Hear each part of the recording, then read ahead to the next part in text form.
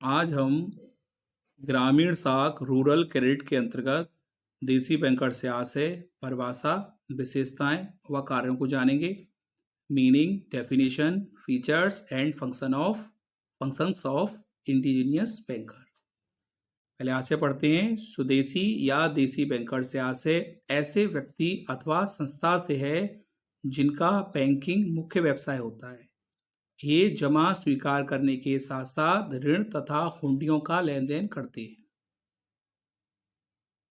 मैं आपको बताऊं कि भारतीय ग्रामीण साख व्यवस्था में देसी बैंकरों का महत्वपूर्ण स्थान है। अतीत काल से ही ये व्यक्तियों की जमानत को आवश्यकताओं को पूरा करने के लिए ऋण देते आए हैं।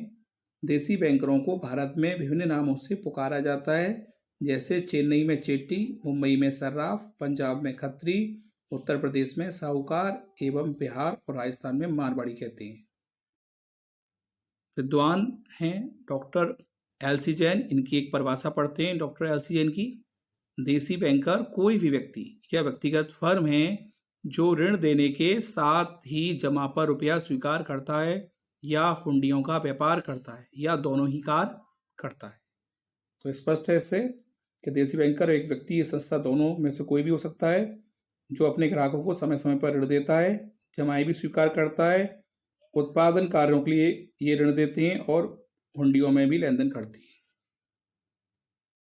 अब हम इनकी विशेषताओं के बारे में जानते हैं, इनके लक्षण के बारे में जानते हैं। देसी बैंकर की विशेषताएं। देसी बैंकर बैंकिंग व्यवसाय के साथ साथ अन्य व्यवसाय भी करते हैं। दूसरा है ऋण देने की इनकी सरल प्रणाली होती है, लोचशील प्रणाली होती है, जो कि अशिक्षित ग्रामीणों के लिए बहुत ही आवश्यक है। कागजी कार्रवाई बहुत ही कम या नाम मात्र की होती है, कभी तो ये करते ही नहीं है। ये उत्पादक तथा अनुत्पादक दोनों कार्यों के लिए ऋण देते हैं।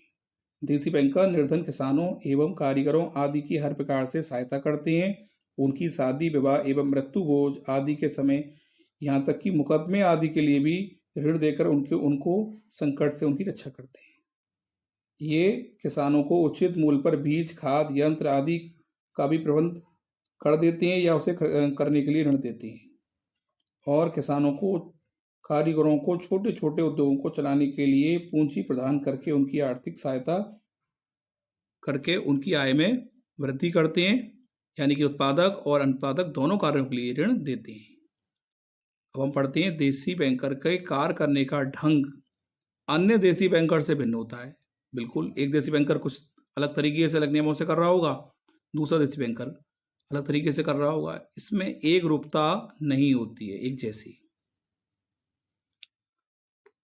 अगला बिंदु है व्यापारिक बैंकों की तुलना में इनके पास बहुत कम पूंजी होती है। यह अपना हिसाब किताब गोपनीय रखते हैं। इनका कहना होता है कि ये ऋणी की प्रतिष्ठा की रक्षा करते हैं। इनसे ऋण लेने के लिए किसी भी प्रकार की लिखा पढ़ी नहीं करनी होती है, जिससे ऋण लेने की बात सदैव गोपनीय रहती है और ये अपना हिसाब किताब भी गोपनीय रखती हैं। देसी बैंकर से अधिकतर ऋण लेने वाले व्यक्तिगत उनका संपर्क होता है इनसे, और ये बिना जमानत के भी ऋण दे देते हैं। देसी बैंकर किसानों, व्यापारियों को कभी कभी व्यक्तिगत जमानत के आधार पर ऋण प्रदान कर देते हैं, और ये ऋणी को जेवर, गहने तथा अन्य वस्तुओं को धरोहर के रूप में रखने के लिए बहुत बाध्य नहीं करते हैं। यह व्यापारिक बैंकों की तुलना में अधिक ब्याज पर ऋण देते हैं। ब्याज की दर थोड़ी अधिक होती है व्यापारिक बैंकों से इनकी।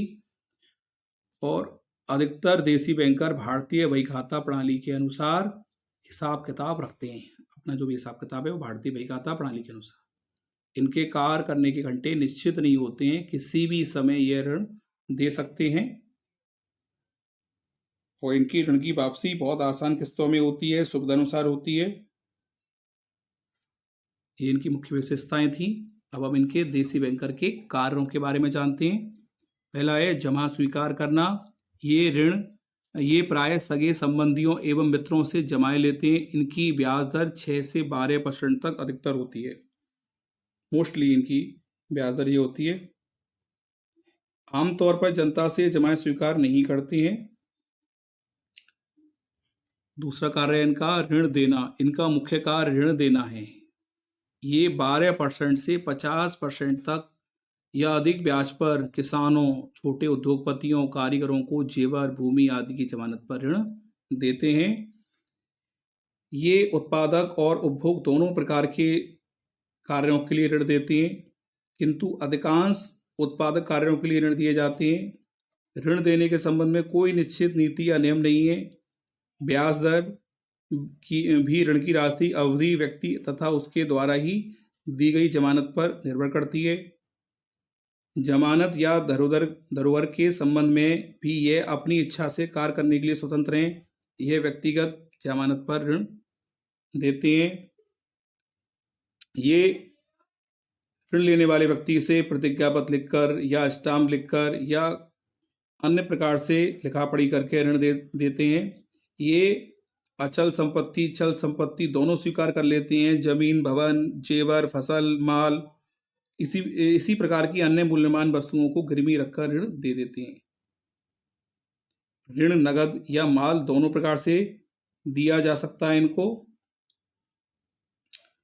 और किसानों को तो प्राय नगद ऋण देते हैं, किंतु कारीगरों को आदि को कच्चे माल के रूप में भी ऋण दे देते हैं ये। और इनकी ऋण की वापसी मासिक किस्तों में भी हो सकती है या सुविधा अनुसार जैसा तय कर लेते हैं। तो इनका मुख्य कार्य है ऋण देना।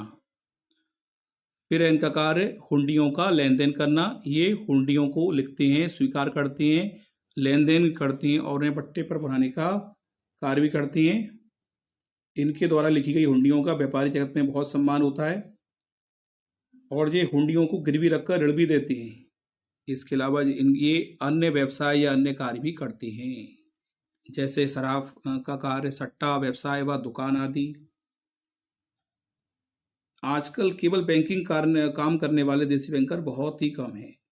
ये अपना स्वयं का कोई ना कोई काम अवश्य करते हैं।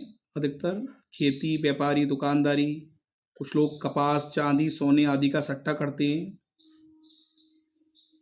इस प्रकार से आज हमने देसी बैंकर के बारे में जाना कि क्या इसका आशय है, इसकी क्या क्या विशेषताएं होती हैं और देसी बैंकर के मुख्य कार्य क्या हैं कि जमा स्वीकार करते हैं। दूसरा महत्वपूर्ण कार्य है ऋण देते हैं, हुंडियों का लेन देन करते हैं और बैंकिंग व्यवसाय के अलावा ये अन्य कार्य भी करते हैं। Thank you.